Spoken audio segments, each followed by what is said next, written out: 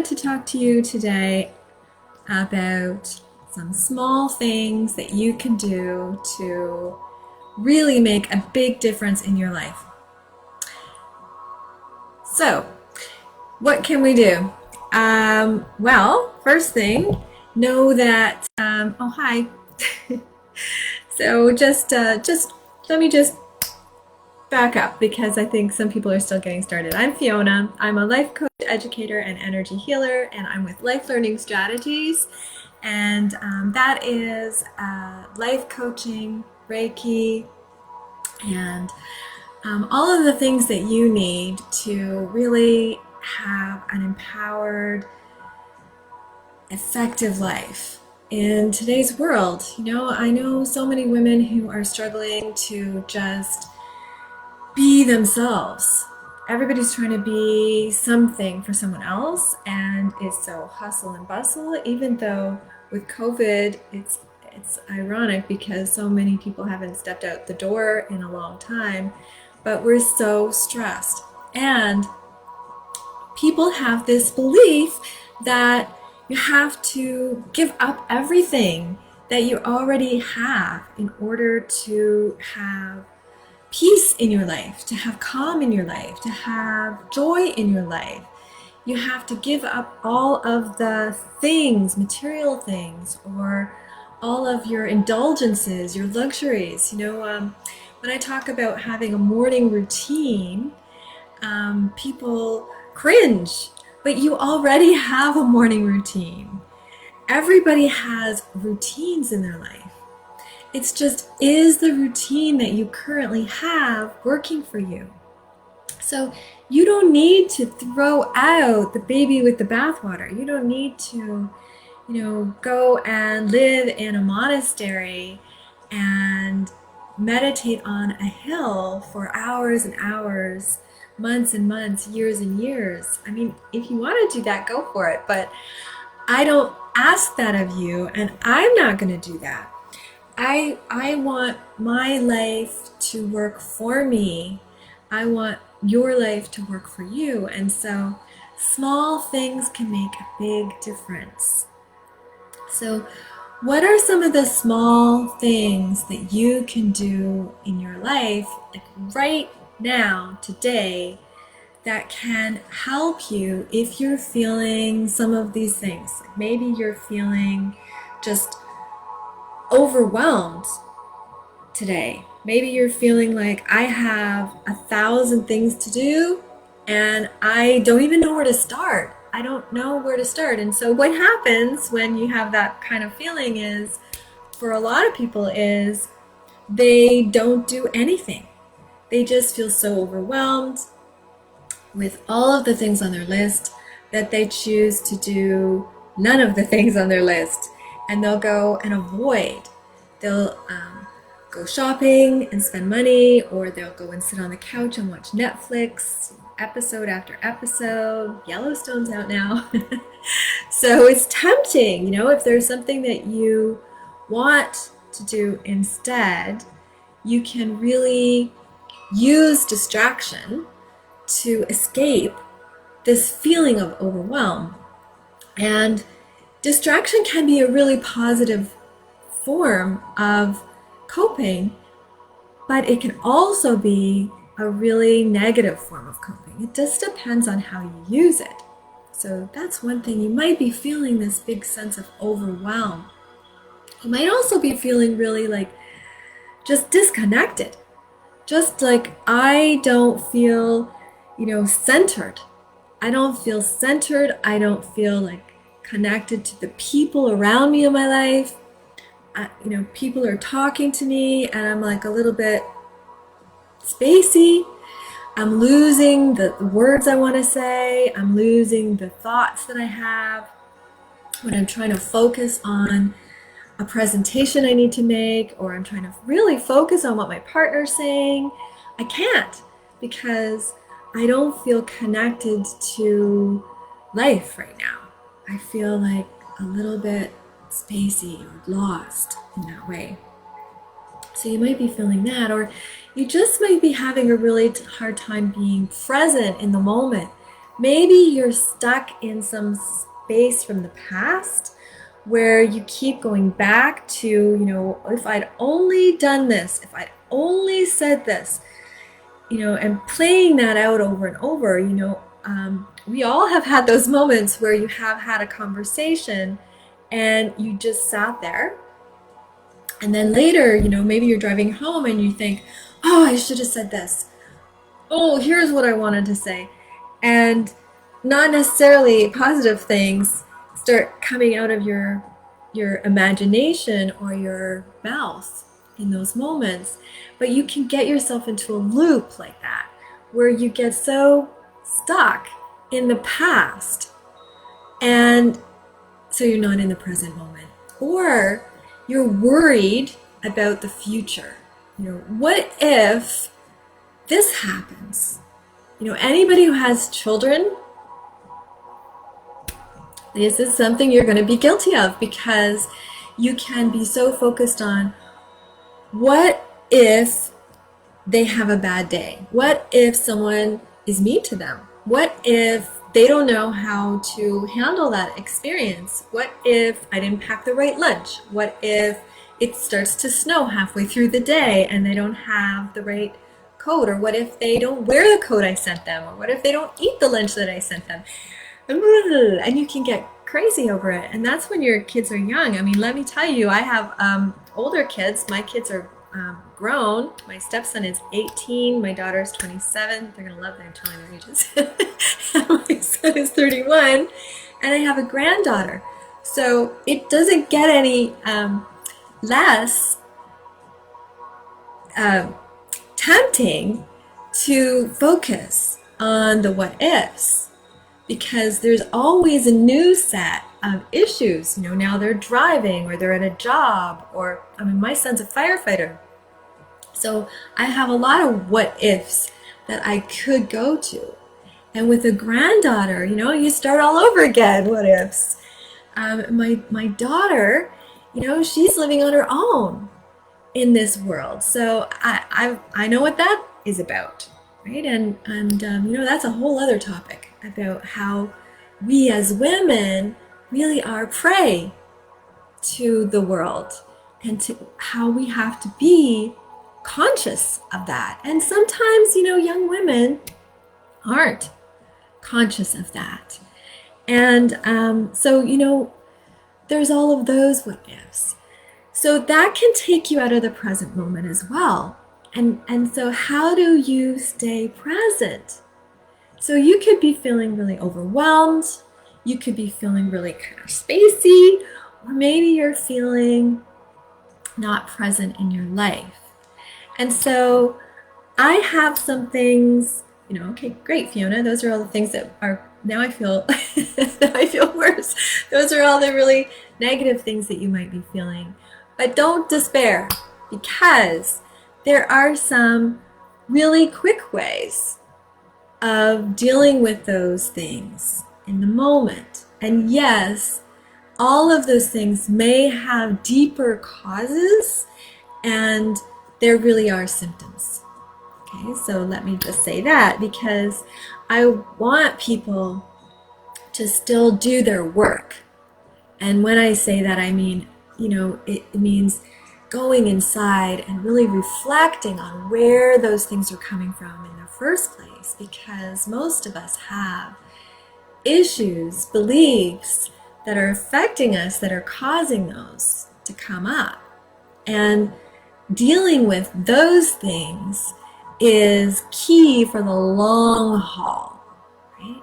But in the moment, when you're feeling you're overwhelmed, or where you're feeling disconnected, or where you're feeling not present in your life, there are some things that can help to bring you back quickly. And so, let's look at those today. Let's look at those right now. Right now. So what's one thing that you can do really quickly to focus and get out of that sense of overwhelm when you have like a billion different things on your list and you have to get something done? Well, first of all, Maybe you have 10 things on your list, 20 things, 30 things, but you can only ever do one thing at a time. And, people are going to say, well, I'm a multitasker. They've done so many studies to show that multitasking is not effective. Women think they're amazing multitaskers, men think they're amazing multitaskers. Study after study shows multitasking is actually much less effective. So you can really only get one thing done at a time. So focus on one thing. Choose one thing. Choose one thing. And if you're feeling incredibly overwhelmed, then I suggest you choose the one thing that you like the most. And I know that's counter to what a lot of people will say. They'll say, choose the worst thing and get it over with. If you're feeling really overwhelmed, then I suggest you choose the one thing that you enjoy the most. Not the distraction, not go sit on the couch and watch Netflix all day. No, something that's actually on your list that you need to do, that has to get done, but that you, out of all of the things, is something that has to happen, but you enjoy it the most. So focus on that one thing single-mindedly. Don't be a flitter. Don't flit from, I'm just going to do this for 10 minutes and then I'm going to check my email. I'm just going to do look, a notification came up. Look at this. I'm going to play on Facebook. Sorry, Facebook, but I'm going to play on Facebook for a minute or two, which you know what happens. It turns into 20, 30, however long. No, focus on that one thing single-mindedly until you have accomplished it. And then, once you've accomplished it, stop. Don't just move on.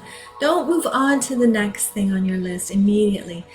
As soon as you've accomplished that one thing, whether it took you an hour or it took you 5 minutes, it's irrelevant. As soon as you have accomplished that one thing, stop and take a break and celebrate. Celebrate your accomplishments.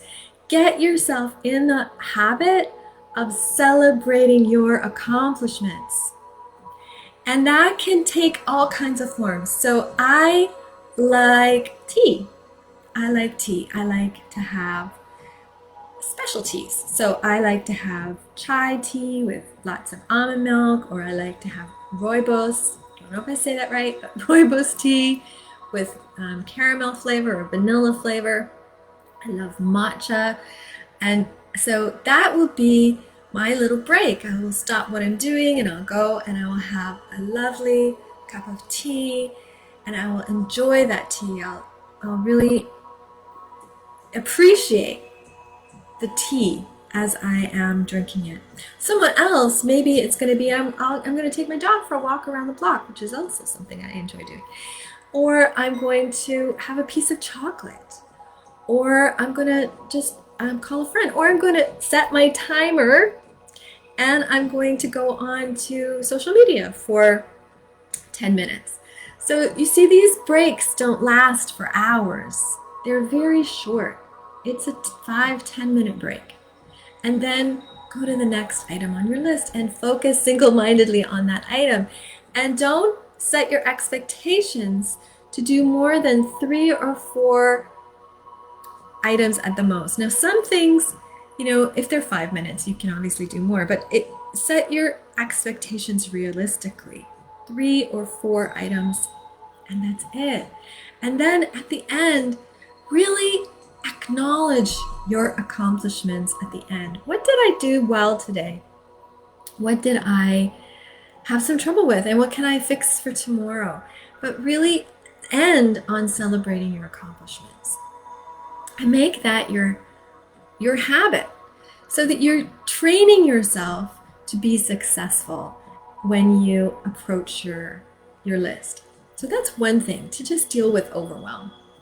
The other thing was when you're feeling a little like, ooh, spacey, and not feeling like you're connecting in your life or with others. So a really quick way of dealing with that is to get grounded. And there's lots of ways of getting grounded, but one really quick way is to focus on your feet.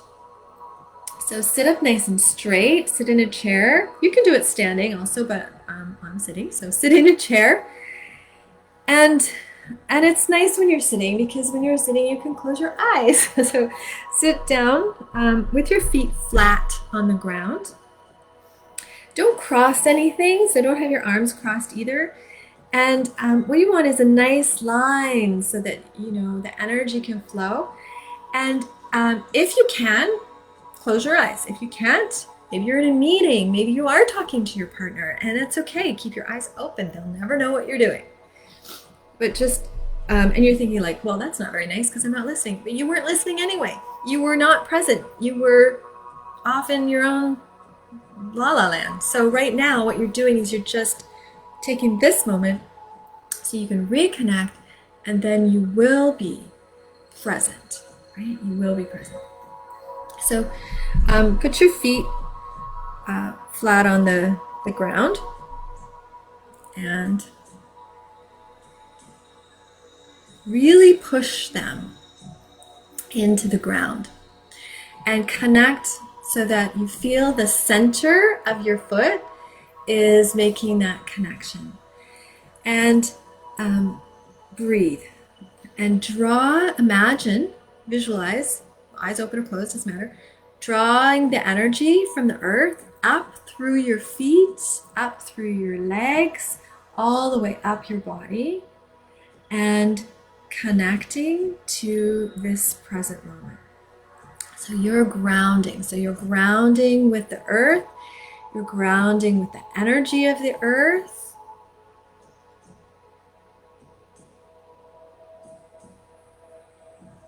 And you're bringing yourself back into your body, because that's what happens when you're feeling like, wah, all over the place, not connected to others, and not connected to life. It's really because you're not connected to yourself.